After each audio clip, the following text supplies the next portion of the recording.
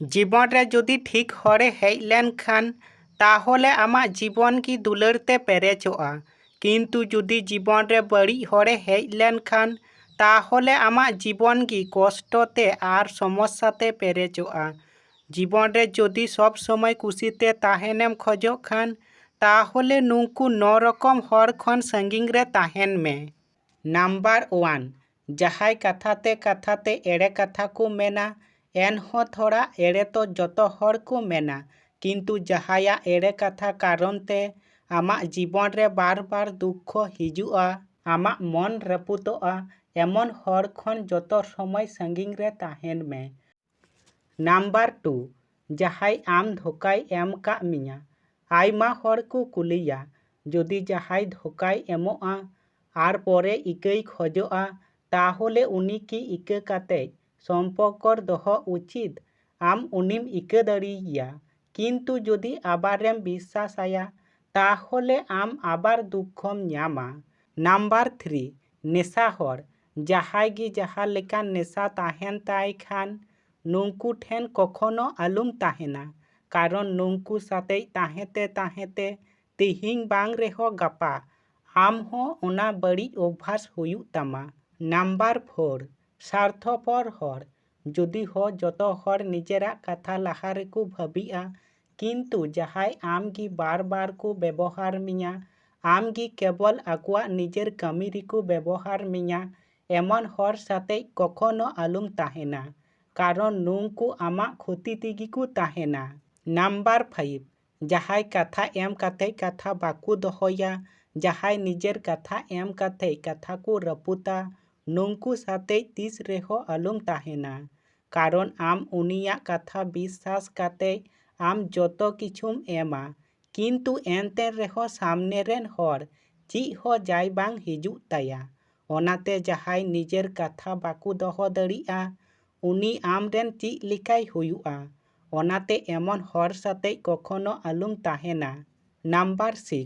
जहाय निजेर रंग को बदला अर्थात एमन हर जहाय अन्य हर ठेन सामांग रे निजेर रंग को बदला जहाय हर स्वभाव रंग बार बार को बदला आम ची लिका उनी चितान रे विश्वास आयाम। जहाय हर बार बार बदलोआ उनी कखनो आम खुशीते बाय दोहो दाड़ियामा कारण उनी ठेन आम कखनो बाम भरसाआ कारण जखन गी उनी ठेन आमेम भरसाआ तखन उनी ठीक रंगे बदल ताया। नंबर 7 जहाय हर जतो समय नेगेटिव को चिंताआ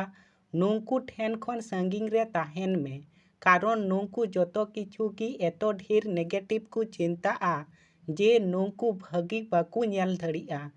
आर आस्ते आस्ते आम हो नुंकु साथे एम ताहेन खान आम हो नुंकु लिका को बेनाव मिया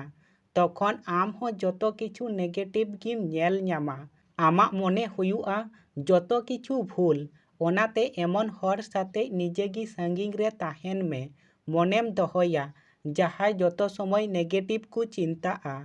नंबर 8 जहाय जतो समय अन्य हरा बड़ी कथा को मेना एमन हर साथे कखनो आलुम ताहेना कारण जहाय हर गे आमा सामने रे अन्य हरा बड़ी कथाय मेन दाड़िया उनी अन्य हर ठेन हो आमा बड़ी ए मेन दाड़िया जहाय हर जतो हर ठेन बड़ी कथाय मेन दाड़िया